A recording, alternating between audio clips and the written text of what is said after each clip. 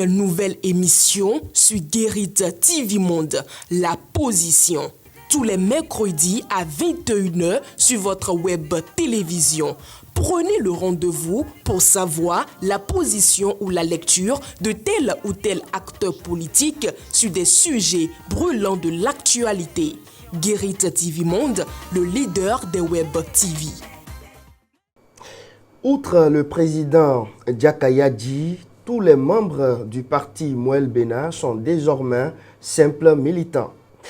C'est ce qu'on peut retenir de ce premier congrès ordinaire du parti tenu le week-end écoulé à Cotonou. Nous recevons ce mercredi 6 septembre 2023, récemment coordonnateur dans la 19e circonscription électorale. Il s'agit de Serge Noupo Aonsou. Il est sur ce plateau pour aborder tout ce qui a été dit au cours de ce premier congrès ordinaire. Serge Noupo Aonsou, bonsoir. Bonsoir, M. Chams Dilimbararou. Vous êtes tous désormais membres simples du parti. Ah oui, parce que nous sommes au lendemain, disons, du premier congrès ordinaire du parti du mouvement des élites engagées pour l'émancipation du Bénin. Et donc, le compteur à zéro pour tout le monde, sauf pour le premier d'entre nous, le camarade Jacques Ayadji. Serge Noupo Aonsou, Moël Bénin, comme je l'ai annoncé à l'entame de cette émission, le parti a organisé son premier congrès ordinaire. Que retenir de la tenue de ce congrès? Il faut dire que ce congrès fait suite, je suis à la retraite bilan que nous avons tenu à Boïcon pour prendre déjà un certain nombre de résolutions. Après ça, nous sommes allés effectivement au premier congrès ordinaire du parti, au palais des congrès de Cotonou justement, pour revisiter l'ensemble des textes qui régissent la vie du parti Moël Bénin. Il y a eu un certain nombre de changements. Notamment, nous avons choisi de donner encore plus de force à la base parce que nous sommes conscients que la viabilité du parti réside à la base. Et du coup, à partir de tout ce que nous avons fait les 2 et 3 septembre au Palais des Congrès, il y aura dorénavant une sorte de visibilité, de viabilité du parti à la base. Donc, dans tous les départements, le parti sera encore plus visible que par le passé. Encore plus visible que par le passé. Est-ce que Moël Bénin est toujours un parti autonome, puisque récemment, certains ont annoncé sa dissolution dans l'un des 2 blocs de la mouvance présidentielle?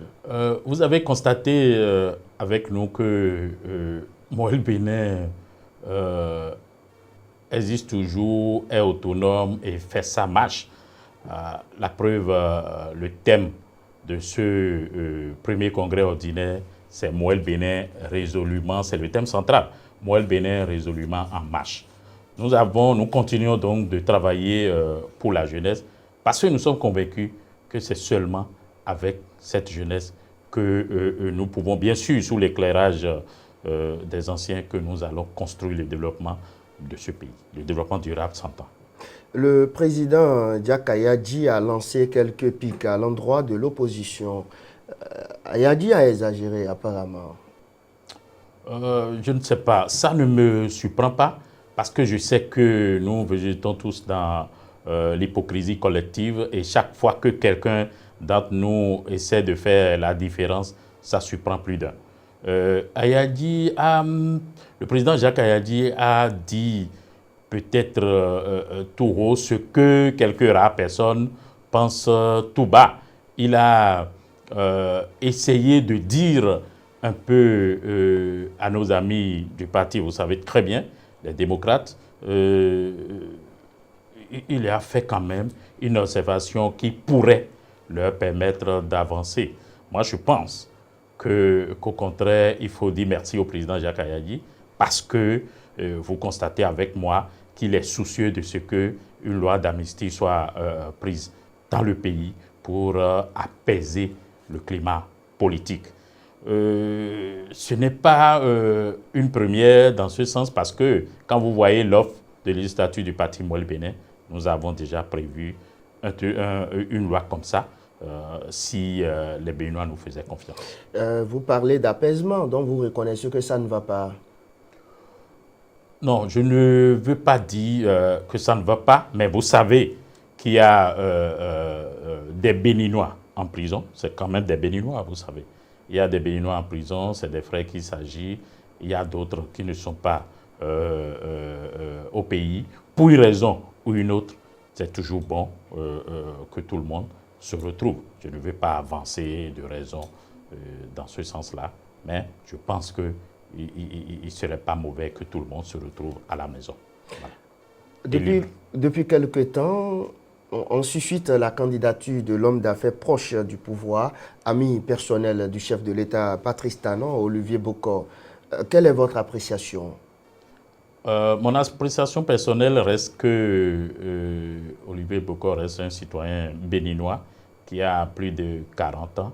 Il est donc éligible. Donc tous ceux qui travaillent à susciter sa candidature sont dans leur droit. Et en son temps, nous verrons bien ce qui va se passer. Et vous, votre position personnelle? Ma position personnelle est que ce pays... En tant que Serge Noupo Aonsou, et non en tant que coordonnateur ou bien membre du parti Moël Bénin, par rapport à la candidature d'Olivier Bokor? Naturellement, mon souhait reste que ce pays soit confié à un homme de vision, à un homme de rigueur, à un homme d'engagement, à un homme d'action, à un homme de finesse, pourquoi pas, un peu comme le chef de l'État Patrice Talon. Donc Olivier Bokor ne répond pas à tous ces critères selon vous? Je ne l'ai jamais dit.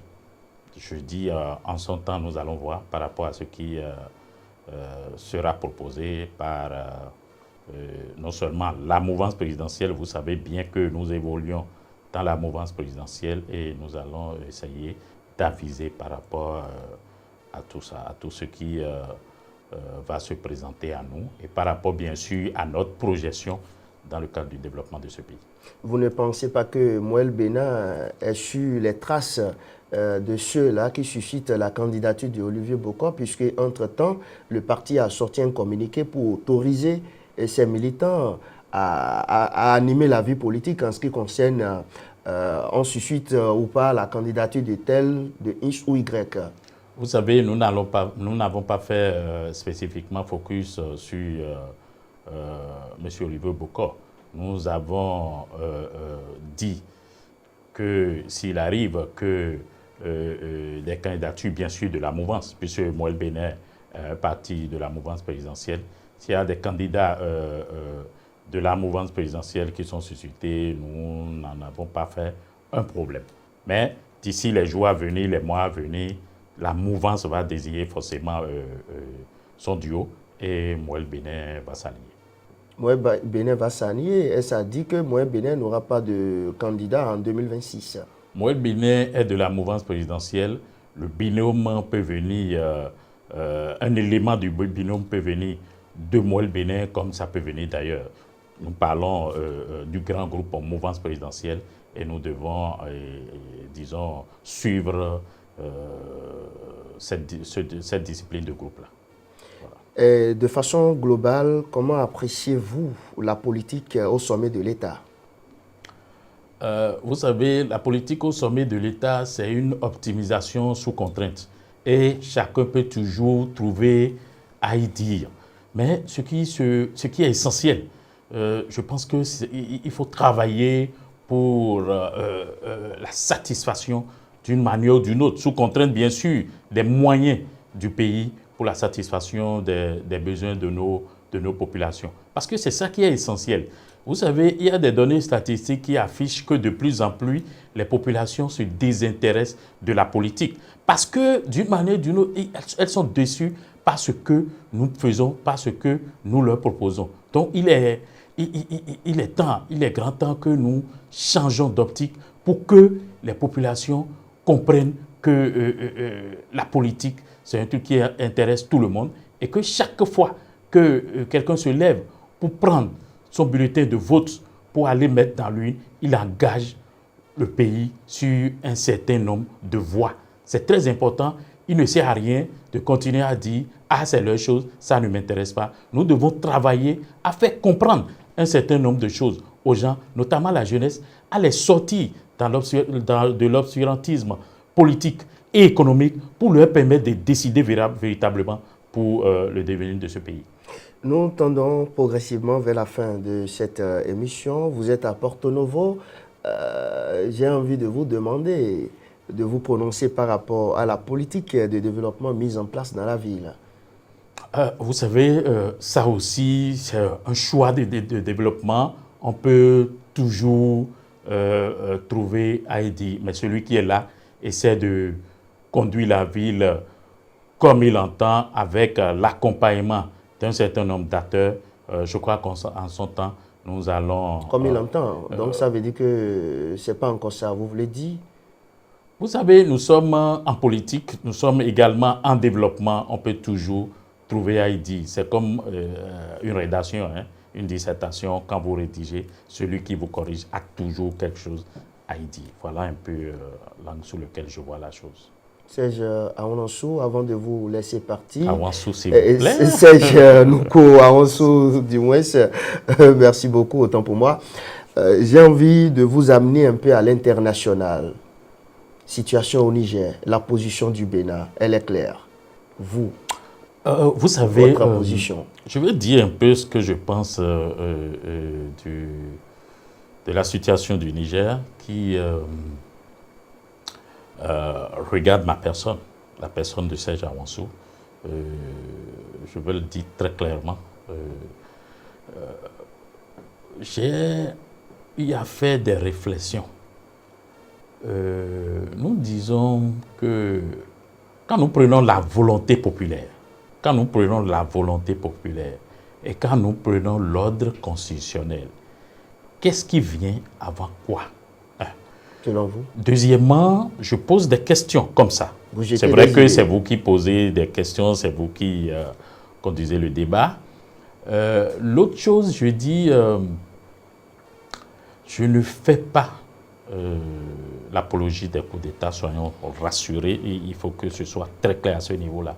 Je ne fais pas du tout l'apologie des coups d'État. Mais ce qui se passe, est-ce qu'il n'est pas grand temps qu'on s'asseye en Afrique pour regarder de près les causes de ces coups d'État-là? Tout ça, c'est des questionnements parce que quand ça se passe comme ça, une fois, deux fois, trois fois, quatre fois, je pense qu'il faut s'intéresser à la question pour sortir un certain nombre de résolutions, sans jeter la pierre à X ou Y. Voilà un peu les idées que j'aborde dans ce sens. C'est des discussions qu'on peut faire et puis voilà. C'est vrai que le Bénin a sa position sur la question à travers le premier d'entre nous, une position que je respecte, que nous devons de respecter parce que le président de la République a prêté serment et il sait bien qu'il ne devra pas nous conduire dans le décor. Il le sait très bien. Nous sommes à la fin de ce numéro de l'émission La Position. Votre conclusion, vous venez de donner votre position sur toutes les questions. Ce que je voudrais dire d'abord, c'est de remercier tous ceux qui étaient au Palais des Congrès de Cotonou pour soutenir le parti Mouel Bénin. Je voudrais saluer tous les partis qui ont marqué de leur présence et les partis également qui, malgré qu'ils aient reçu l'invitation, n'ont pas pu... Même si Azanaï a chassé votre porteur de message. Pour une raison ou une autre, sauf peut-être celui qui n'a pas voulu recevoir l'invitation. Il a peut-être ses raisons. Mais je ne pourrais pas le saluer ici, vous savez bien. Et pourquoi? Je ne pourrais pas le saluer ici parce que... Parce qu'il a chassé le porteur du message, c'est ça? On dit en goût, nous sommes à Porto Novo. Il m'a dit on va payer un corps au début, au bon, voyez-vous. Et donc, moi je pense que c'est ensemble que nous allons construire ce pays et que ce que nous savons et que tout le monde devrait savoir, personne ne détient la science infuse. Je voudrais saluer tous les responsables à divers niveaux du parti Mouel Bénin et m'assurer que ceux qui sont venus du Nord, du Grand Nord globalement, sont rentrés chez eux parce que ce n'est pas facile, nous les saluons. Je voulais saluer la mobilisation de l'ensemble. Je voulais saluer l'approche participative dans le financement.